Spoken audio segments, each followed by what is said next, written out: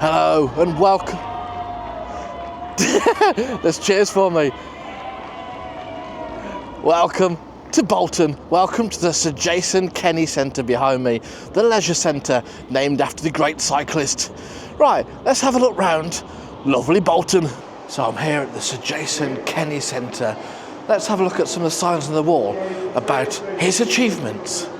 Sir Jason Kenny has won the most Olympic medals by a British athlete, and the most Olympic gold medals too. He's won 9 medals overall and 7 golds. That's pretty impressive. His wife Laura Kenny is the most successful female British athlete too, 5 golds and 1 silver. Pretty amazing couple they are, aren't they? Unfortunately, those cheers were actually a sports team celebrating their successes this morning rather than celebrating the start of another Rich on Tour video. But anyway, there is the Sir Jason Kenny Centre as part of Bolton 1. It's a health centre and a leisure centre. But let's go explore further into the town and see what delights Bolton Town Centre has for us today. Behind me is Bolton Markets. Indoor and outdoor markets open 4 days a week. Marketplaces are the cornerstone of our market towns. They are the place to go for cheap, reasonably priced, locally sourced bargains, and also affordable clothing and housing essentials. And that's why I think it's important we support our markets wherever possible. It's Sunday at the moment, so this place is closed today, but it's open 4 days a week. I think if you can, it's always best to shop local and to shop from independent traders like these market stall holders. There's this seat that's made by Full Circle Arts in association with Age Concern, May 1995. Designed by local residents. And on the sign it says, "Sometimes it's best to buy a bowl of hyacinths instead of a loaf of bread." I think the meaning behind that is sometimes it's good to treat yourself and feel good. I like that. That's nice. It also shows the range of things available from marketplaces as well. There's a sign down there saying, "Welcome to the Northwest's finest food market. Shop fresh, local." And inside there you can see a large range of fruit and veg. There's a butcher's shop. More fruit and veg down here. There's a strawberry garden express, which sounds good. There's all kinds of grains and pulses and other alternative foods here as well. The amount of range of things you can get from a market is impressive. There's also a fish market here as well as meat. Lots you can get at your local market. I'm already getting the sense that Bolton is a community place. The north of England very much is a place where people look out for each other wherever they can. So cafes and places to meet up, like markets, like bus stops, like post offices, are all very important to everyday community life here in North. This in front of us is the Octagon Theatre. It's been here since 1967 and it's been home to lots of amazing productions over the 50 odd years since then. Now let me tell you about some of the people that have performed here. Freddie Mercury played one of his earliest live gigs at a theatre in 1969. Sir Ian McKellen's been here, Susanna York, Denise Welch, Shobna Gulati. Who else? Michelle Collins, Matthew Kelly, Jeff Hordley from Emmerdale, Tim Healy, Tim Booth from the band James, Sue Johnston, and Peter Kay used to work in the theatre's ticket office here at the Octagon in Bolton. That's pretty impressive, isn't it? That's a roll call of legends and famous people that have appeared and been here at the Bolton Octagon. It says, "Hey Bolton, come on in, be part of something magical." And this Christmas time, you can see a Christmas carol here at the Octagon. So if someone mentioned Bolton to you, what kind of place would you think Bolton was? And have you got the stereotypical, very northern, run-down, old industrial town? Or have you got something else in mind? Let's take you down this next road, Mans Crescent, that might change your view on what Bolton is like. This in front of me is the art gallery, library and museum here on Mans Crescent. Why Le Mans? Well, Bolton is twinned with the French town of Le Mans in France since 1967 to foster cultural exchange, friendship and collaboration between the two towns. Now this Le Mans Crescent in front of us here is pretty impressive. Look at those buildings there. It's the Edwardian Baroque design, ornate detailing and grand facades built between 1938 and 1940. And look how amazing they look, especially here in the sunshine with the blue skies this November morning. This here is stylish. It says, welcome to your aquarium, archives, art gallery, library and museum. You don't get many aquariums out, do you? It says, welcome to your world of imagination, curiosity and wonder here at the art gallery, library and museum. There's a few bells from the town hall. Just chime in then. We'll have a look at the town hall shortly, but I see a plaque on the wall there. Let's go and see what the plaque has to say here in Bolton. It says, I believe a leaf of grass is no less than the journey work of the stars. Walt Whitman. The Walt Whitman collection here in this library is the largest outside of the United States and is dedicated to the memory of J.W. Wallace and Dr. J. Johnston. And what a great entrance it is here to this building. Very stylish. Here's the aquarium.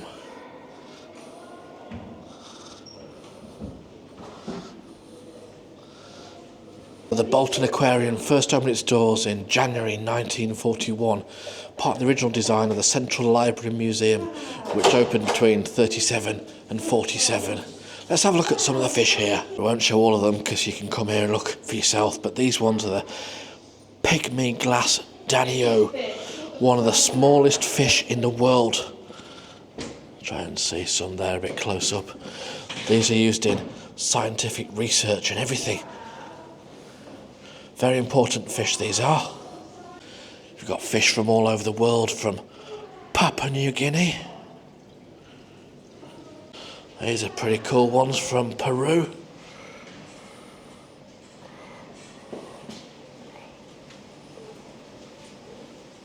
It's not just little fish here though, there's some bigger beasts here as well. Let's have a look at some of those as well. These are some big old fishes here. In this tank you've got the banded schizodon, Amazon trout, driftwood catfish, a humbug talking catfish, a mother of snails catfish, red hook milius. They're impressive, aren't they? Look how big these are. There's a royal plec in here somewhere and a Sifontes catfish. Look at this. These are amazing creatures, aren't they? When you mention Bolton, who would have thought that these fish... Wow. This is impressive. These are stingrays. Hennell's spotted river ray. You can see him looking at you here. That looks a little bit spooky. If I was in the water and came across one of these, I would be a very, very, very little bit scared. I'd be very scared actually. And here, a native of South America, is a red-bellied piranha. Let's see what it says here about the piranha. It says a piranha is a fish that most people have heard about due to their reputation as savage killers. The truth is not as dramatic, and they have a valuable role in getting rid of sick or dead fish. There are many different types of piranhas, although this is the one that most people know. They've got extremely sharp teeth and strong jaws, and this allows them to bite off big chunks from whatever they find. Their usual diet is fish, though they will eat other animals that have died. It's known that piranhas communicate with sound, making a whole range of different noise to warn other fish around them. This is the red-bellied piranha. I won't get too close in case it jumps through the glass and eats me. Wow. This here is the spinning mule, built around 1800. It was invented by Samuel Crompton in Bolton in 1779.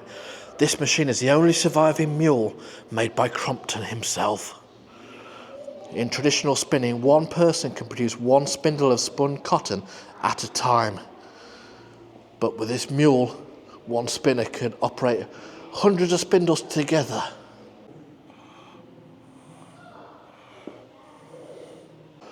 But it's not just the olden days where Bolton was revolutionary and dynamic in industry. Reebok is from Bolton. Let's head upstairs and find out a little bit more about Reebok. Reebok, Norman Walsh. The Bolton history of the running show. This exhibition explores the origins of Reebok, the global sportswear brand that was founded in Bolton. The story begins with the pioneering work of Joseph William Foster, who designed racing pumps for the 1924 British Olympic team. His business soon became one of the earliest mass producers of running shoes. And here's some from over the years.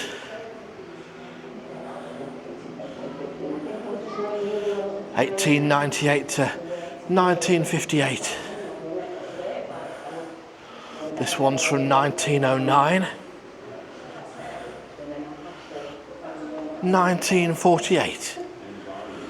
And they were at Bolton United Harriers and Athletics Club.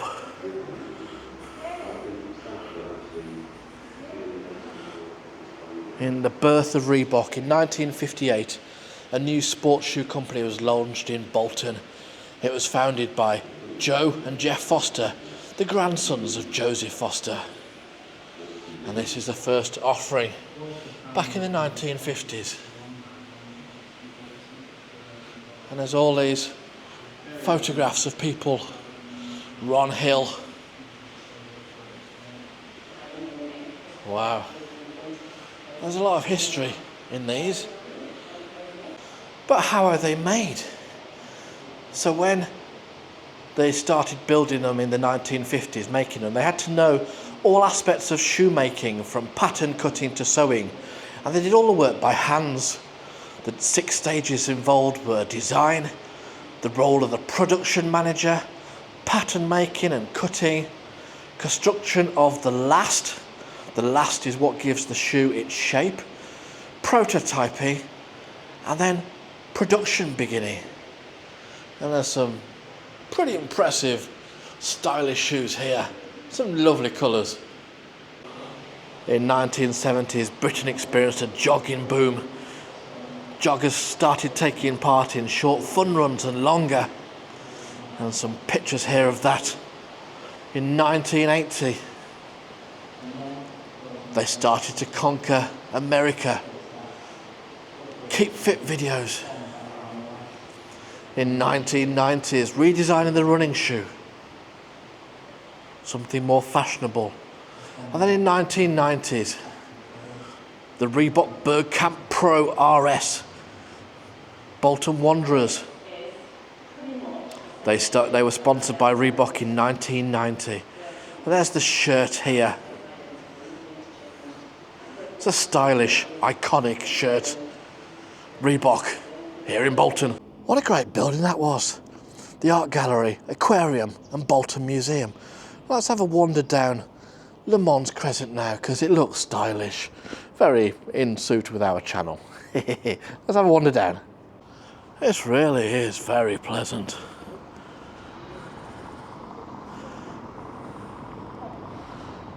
And you've got the back of the town hall here as well. So let's wander around the other side and have a look at Bolton Town Hall. All around this area, I'm impressed by what's here. It's good. And attached to the town hall is here the Albert Halls. No, not the Albert Hall in London, the Albert Halls, the Albert. And it's such a grand building. It's an entertainment venue. There's musicals, there's artists on here. There's all sorts going on here at the Albert Halls in Bolton. And here in Victoria Square, you've got the War Memorial. It says, "Our brothers died to win a better world.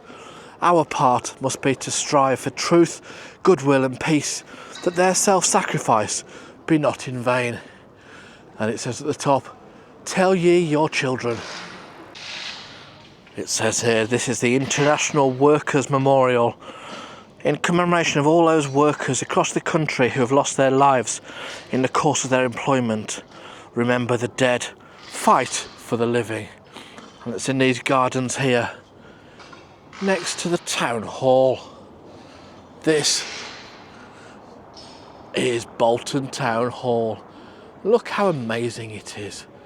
The 6 columns along the front of the entrance area, the 2 grand lions guarding the entrance, the 2 gates at the front with a town crest on, and just the grandeur of that town hall clock and the spire that goes up.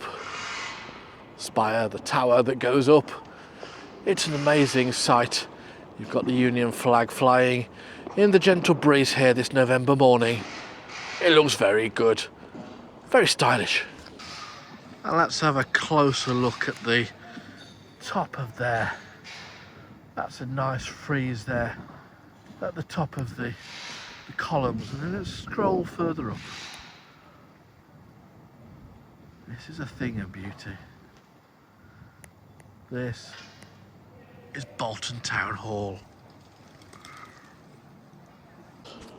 It's a November Sunday morning, but people are out.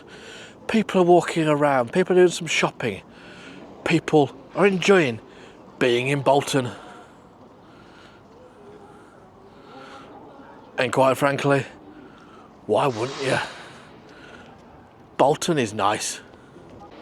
So this is one of the main shopping areas, and there's lots of people out and about here today. I'm going to have a wander up and see what we can see up there that is notable of interest.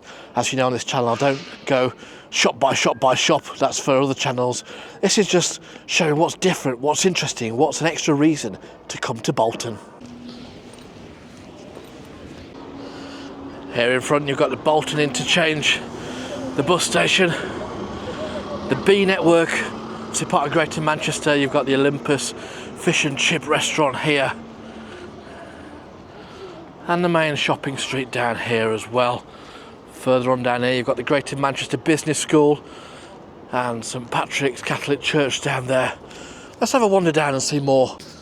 It's not often you're walking down the road and suddenly you come across this massive, great big steam engine. That's definitely something we need to explore. So here it is, it says made in Bolton, Hick Hargreaves Limited. This massive coreless steam engine built by Hick Hargreaves in 1886. It's the oldest working Hick Hargreaves engine in the world. It was rescued from a Yorkshire silk mill that had closed. Hick Hargreaves installed the engine in this case in 1974. In 2018, Bolton Steam Museum was approached by Bolton Council to restore the engine. And this here is just simply amazing. If you think about the technology and the engineering that's happened in this country over the years, this here, 1886. Wow. The whole world owes British engineering a whole load of thanks. And here behind the steam engine is a statue to Dr. Fred Dibner, MBE, steeplejack. Now what is a steeplejack, I hear you ask? A steeplejack is a craftsman who scales tall buildings and structures to carry out repairs or maintenance. They are sometimes involved in new construction or demolition. But Fred Dibner was probably the most famous of these. He was on TV climbing up chimneys without any health and safety gear. Certainly no helmets, no ropes, no safety nets. And this is what the sign here says about Fred Dibner. Fred was a Bolton lad and proud of it. He spent his life working on many of the town's landmarks and shared his love of steam engines with millions of television viewers. After his death in 2004, it was decided to launch a fund to pay for a lasting tribute to recognise his achievements. Thousands of people, locally and nationally, made donations. Thank you to all those individuals, organisations, companies and steam enthusiasts who helped pay for this statue to our Fred. And here he is, Fred Dibner, and behind, the steam engine. So here's a map of Bolton town centre. Up ahead is Deansgate and Oxford Street, where you can go on towards the marketplace. We've walked past Bolton Town Hall, we've been to the Central Library and Museum and the Bolton Market. Let's go and have a look at the Light Cinema at the marketplace, because that looks like it might be interesting. I love businesses that have a play on words with their business name. This is Instant Bolton Shawarma. Hey, good stuff. And this here is the marketplace. It's a grand old building, this, isn't it? There's so many lovely buildings here in Bolton. Let's have a closer look. This is Bolton Marketplace. You've got the Light Cinema over there. Amazing decoration hanging down from the ceiling. But what a great ceiling it is too. And round to the side you've got Marketplace community stage over there. That looks pretty impressive. Good stuff, Bolton. So if you're liking this video, don't forget to click like, subscribe and the notification bell as well. Thanks for watching. Let's go on and see somewhere else now. Downstairs at the marketplace is good. You've got all these Christmas trees here in the vault. And there's a bar here as well. There's a games area as well. There's lots here, including this rather impressive, stylish decoration on there. That's cool. I think it's here on Churchgate where the main congregation of bars are around here. There's the old Crown's Evolution Lake Bar, Elephant and Castle, and then this way down here you've got the Churchgate, you've got the Swan, got a few of the bars down that way as well. And as it's called Churchgate, you have to imagine there's a church at the end of the drive. So that's it down there. Let's have a wander down and see what we can see there. This looks like one of the oldest pubs in Bolton. It's Ye Old Man and Scythe from AD 1251. At the top it says, in this ancient hostelry, James Stanley, the 7th Earl of Derby, passed his last few hours of his life previous to his execution in October 1651. That's Ye Old Man and Scythe. It says this pub was rebuilt in 1636. Ye Old Man and Scythe here in Bolton. So here we got Hogarth's next to Bolton Parish Church, St Peter's Church there, and that's the St Peter's churchyard there in front. Doesn't it look great? With a blue sky and a church tower reaching up to the heavens. Beautiful. And talking of old things along this street, you've got Ye Olde Pasty Shop, dating back to 1667. Voila, Ye Olde Pasty Shop, here on Churchgate in Bolton. And oh, I see a gold post box. This is a post box coloured gold. That's why it's a golden post box, to commemorate the gold medal victory winning performance of the 2012 Olympics to Jason Kenny. London 2012 Olympic Games cycling track men's sprint. Jason Kenny won the gold medal at London 2012. Some more history about the Man and Scythe Inn. It's the oldest cider house in the world and the 4th oldest pub in England. pre-1200 vaulted cellar built using a timber frame with a wattle and daub building above. 1251, Bolton becomes a market town. First official record of Ye Old Man and Scythe. Early 1300s, ownership passes to the Pilkington family, adding the famous Man and Scythe crest to the pub history. 1485, ownership returns to the Earl of Derby. 1636, pub becomes modernised. It's replaced with brick and cellar reinforced. 1644, May 28th, the Bolton Massacre. 1651, James Stanley, 7th Earl of Derby, beheaded for his role in the massacre. And 1850, part of the pub was destroyed by fire. The following rebuild brought the building to the standard we all know and love today. That's impressive, isn't it?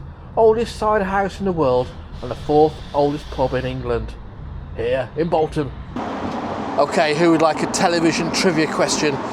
In Fawlty Towers, which horse did Basil Fawlty want a bet putting on? That's right, it was Dragonfly.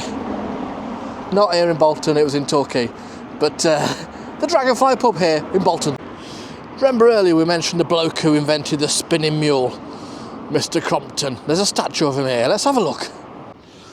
So next to the Dragonfly pub is the statue of Samuel Crompton, 1753 to 1827. He's looking down at me and thinking, why aren't your viewers wanting to subscribe? Click subscribe, everyone. That's from Samuel Crompton. And next to old Sammy C is a bar called Definitely Maybe. Sounds like a Oasis reference to me. And next to that is a Wetherspoons. It's the spinning mule, which is the reference to Samuel Crompton's invention. The Bolton Wetherspoons is the spinning mule.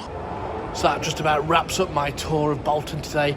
Thank you for coming with me. Come to Bolton, it really is a good place to come to. Lots of history, lots of stuff going on now, and lots of friendly people here as well. Come to Bolton.